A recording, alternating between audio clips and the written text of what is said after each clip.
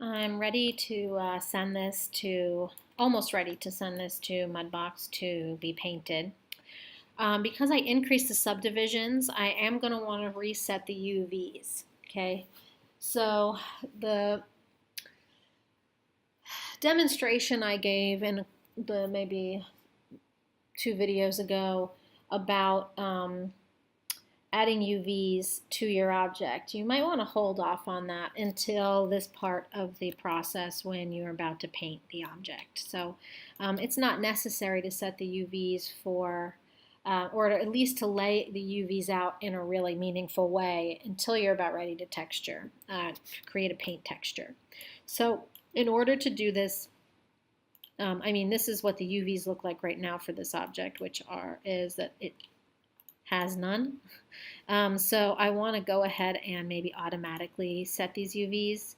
So this isn't any layout. I can understand what's going on here. It doesn't necessarily matter. They're not overlapping. There are broad areas of the mesh that are all connected. So it's doing a pretty decent job at mapping these UVs with just a plain automatic mapper. So after I've done that, I'm going to go ahead now and go to object mode. Let me turn off my soft selection here. And I'm going to send this to Mudbox as a new scene.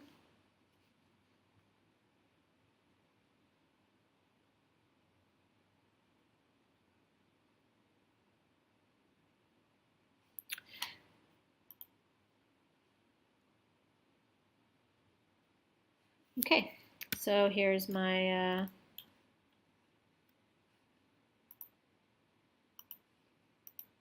okay, I'm already in my paint tools here. So here is my object, and if I go to my UV view, I have my UVs that have transferred over from Maya, which is good. And using the paint tools here is very similar to using the sculpt tools, kind of whatever direction or whatever perspective you're looking at your object is where the paint will be applied. And so I can start by, and a lot of these tools here, please feel free to scrub through this scroll bar here. There's a lot of different options. The same with the sculpt tools. We didn't get into some of these that were on the end here, like erase, getting rid of what you've done, or knife might be a good one to be able to slice into something. Smear is kind of strange. I don't know, maybe it could be useful, some of these other ones, okay? So you can certainly play around with all of these. The paint tools are really similar to tools you'll find in Photoshop, and I think that they've created Mudbox with that in mind, so that they're easy identifiable tools. If you're a creative, you've worked in Photoshop, and so you're familiar with the clone stamp tool, blur, dodge, burn, dodge being lighten, burn being darken, contrast increases the contrast, sponge will desaturate, changing the kind of hue or shifting the hue, and then inverting the colors. We have a pencil tool, a paintbrush tool, airbrush tool, so they all work the same. The eyedropper is a selection tool to select colors that you've already applied. And so let's start with using the paintbrush tool. And so I'm just going to go ahead, I've selected a purple color here, and before I get started painting, it's going to ask me if I want to create a new paint layer. So I'm just going to say OK. And that again is kind of creating the texture, the TIFF image on which we're generating our UVs that are then mapped onto this object, if that makes any sense. So if I go to my UV view, I've just created a paint layer that is and the size of this is pretty large. It's like 2048 by 2048 is my TIFF size, and this is the texture that's going to be applied. So I'm going to generate the texture here. So let me go back to my 3D view, and now I can go ahead and start to paint my tube here.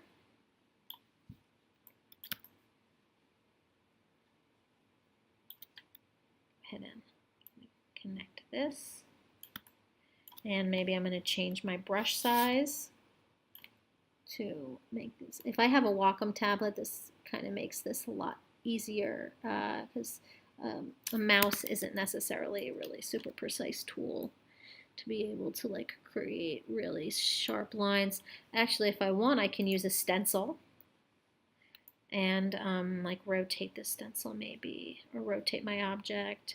And then I can move my stencil into place here, and wherever that stencil make a nice sharp line for me. I can use it again over here. Maybe I'm going to rotate my stencil. S and left mouse button to rotate. I'll rotate it all the way around and move this up. And again, I'm going to just like create kind of a sharp edge there. Okay, turn that off. And I can use stamps also. What a stamp will do is that this, whatever this image is, will be the kind of shape of your brush. Something like this, and let me change the color here. I can change color. I can, you know, I have an eyedropper tool I can use. I can use this color wheel here, so maybe I'll go up and choose a kind of like white or yellow color, creamy color, right? And so then this will be the shape of my brush.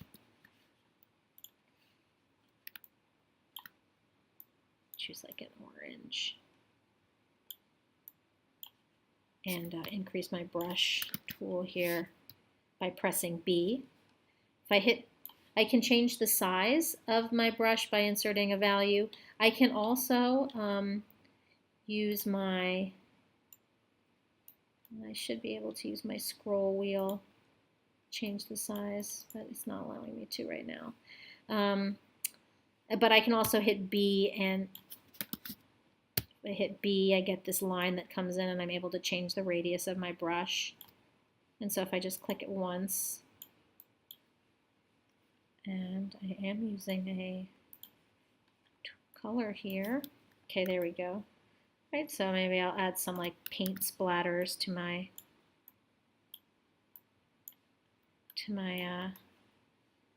logo here, to my label.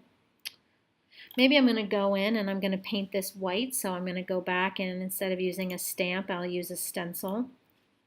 Again, I'll use this stencil, and I'll come up here and line this kind of up and change the color of my paintbrush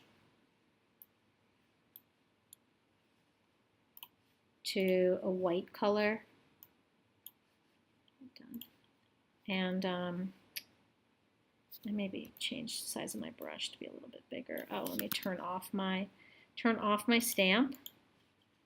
So I just am using, here we are. And that created a nice kind of clean line. Turn this off. Turn my stencil off. I'm also able to add my own stamps and stencils, and I have one here that I created, and I guess I must have rotated it. Let me go ahead and rotate it back around. S and left mouse button, rotate this. And the way that I created this, I'll just tell you really quickly, is in Photoshop. I created a size of an image that's at a power of 2, because that's just kind of standard practice, which is like 2, 8, 16. I don't think you start really at 2, but like 8, 16 correlates to different bits. 8, 16, 32, 64, 128, 256, 512, 1080, 2048, and so on. And this is a 512 by 512. I just felt like that's a decent middle, kind of like middle of the road size. And what I've done, let me go ahead and just show you what I did here. I'm going to create a new Photoshop file, right? 512 by 512, say OK. And I'm just going to double click here, and I'm going to create this as a layer 0. What I can do is I can maybe select all of this and delete it, and that will give me a kind of transparency. Go ahead, and with my white, I'm going to type in whatever, maybe I'll make a different one, a different kind of texture. Maybe I'll say this is royal purple. Okay, so that's the color of my paint. And now I'm going to go ahead and save this as a color stencil color. And I want to make sure I'm saving it as a ping.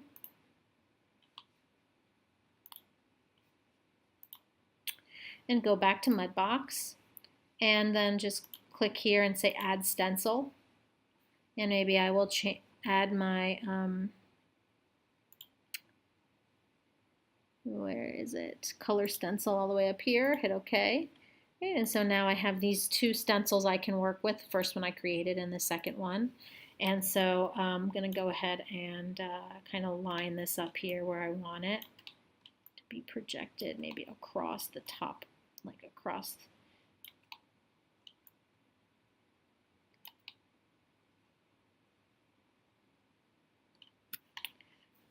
Just like that. That'll work. And let me go ahead and go to my paint tool here, and this time I'm going to choose a kind of red.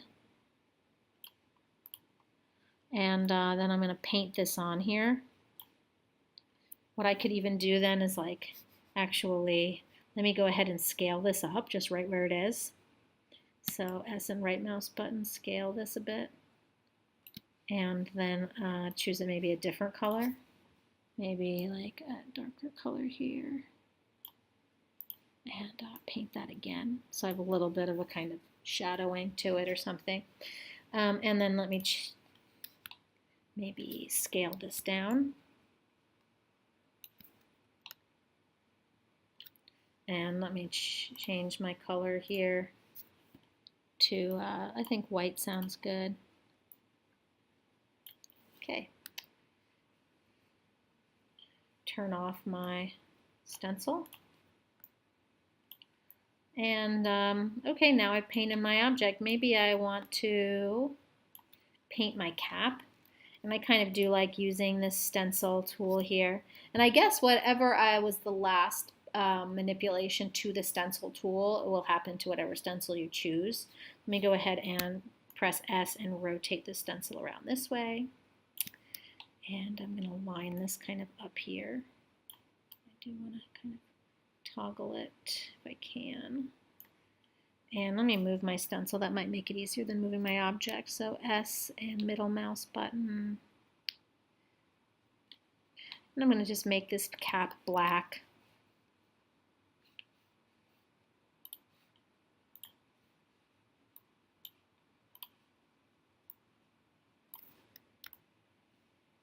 Okay. Turn this off.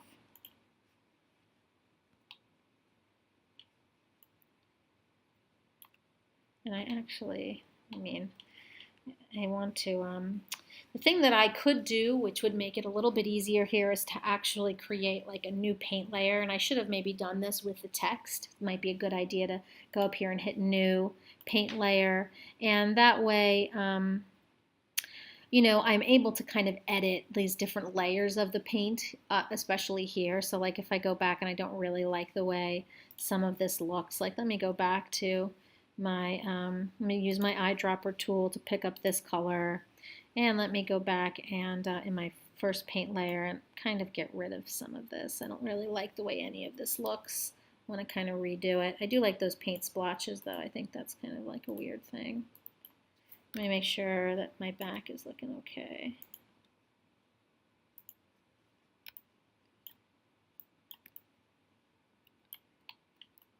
And let me use my stamp tool again, and I don't quite remember, maybe it was this one. Change that color, and maybe in my next paint layer now I'm gonna put down that kind of, some of these splotches, paint splotches. Maybe I'll change the color to yellow and add some yellow.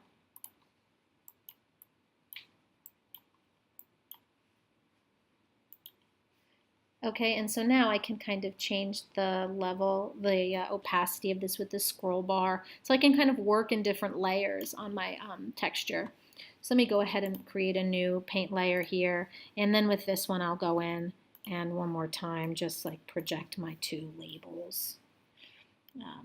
Rotate stencil.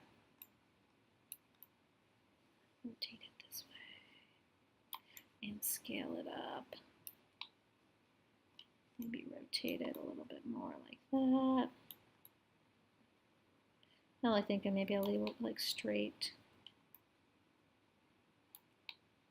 Ooh, I don't mean to keep zooming out here. That works. Maybe I'll scale it a little bit.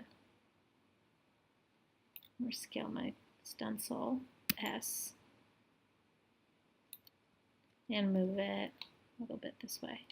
Okay, and then I think I want to use black again and brush this on.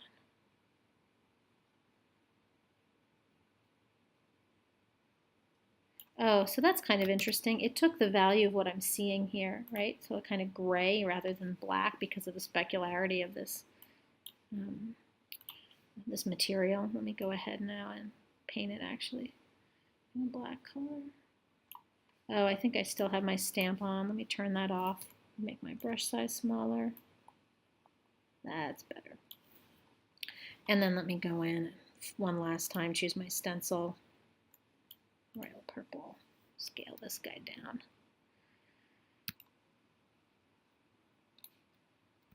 And also move it down here. Okay.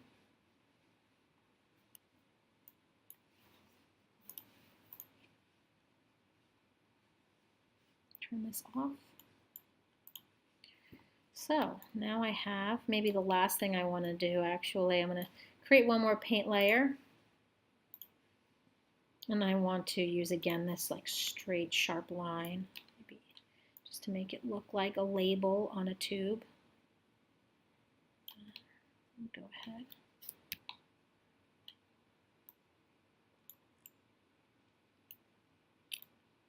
And just paint this white.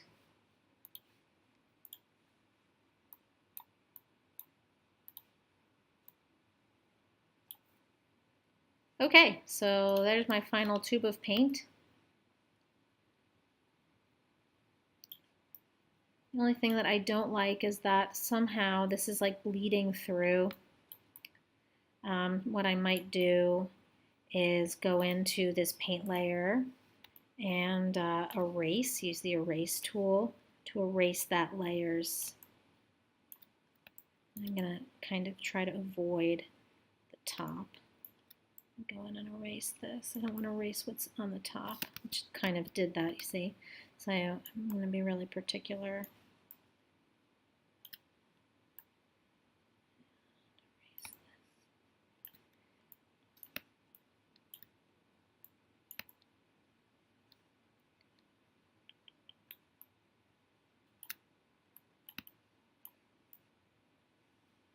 Okay, and there's a little bit more there. Knock that out. Okay, so there is my tube of paint, okay, kind of funky. And what I'm going to do now is I'm going to send this to Maya. So I'm going to send it as a new scene. And now what it's going to ask me, oh, let me go ahead, let me cancel out of this and go to UV view. And I wonder if in UV view I'm actually able to see. I guess it's not going to show me really here, huh? It will show me in Maya. So let me go ahead back to 3D view and send this to Maya. And what it's asking me here is that all the paint layers that I've created, which are all part of this TIFF file, where do I want to save it? Basically, where do I want to save my texture file to? And what do I want to name it? So here I'm going to set the path by clicking this folder. And the folder that I want to put it in is my project folder, right, under source images. And then down here, it's asking me, you know, this is kind of a default where it's the channel name is channel and then the material and then I don't know what $C stands for, but it's another thing like the kind of specularity that's attached to the material. So let me go ahead and change this to like paint, just so I know what it is. Paint tube. Hit OK. And go ahead and send it to Maya. And let me hit 6. on my keyboard, and now I have my final Mudbox tube of paint with its label attached. If I click on this and I go to my UV editor here, you can see how those UVs were mapped on. So this is the kind of file now, a texture file that this is created. Which again, if I go to my Finder and go to my folder,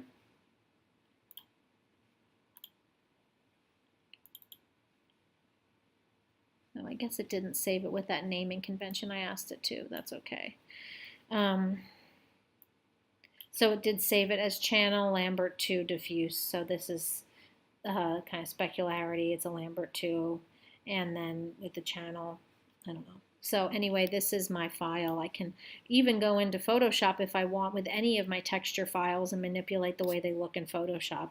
I don't know why you would, I don't think doing that really makes too much sense because using that paint option is just really great. Like maybe I wanted to go in and just meaning that like these edges here, like if you go in and start manipulating this in Photoshop or manipulating this in another image editor, you know, these where these edges meet, you know, you're going to maybe create a kind of edge that where it doesn't kind of wrap around the UVs, but you do have that option now. You have this as just a regular TIFF like image file.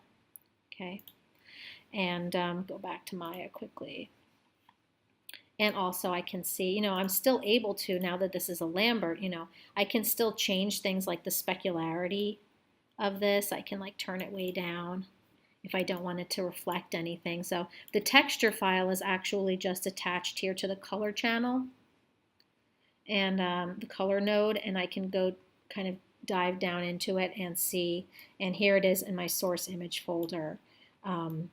Here's the image that is applied here to this object.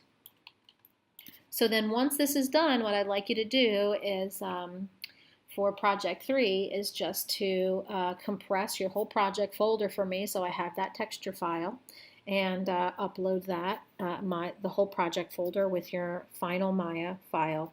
Make sure that, you know, it's labeled project 3 or something. Let's go ahead and do that. Let's go ahead and go File, Save Scene As, and Project 3 Demo, just so I know which one it is. If you have multiple Maya files in your project folder, then I'll know which one this is. Go ahead and save that out, and then just compress your whole folder and upload that as your project 3.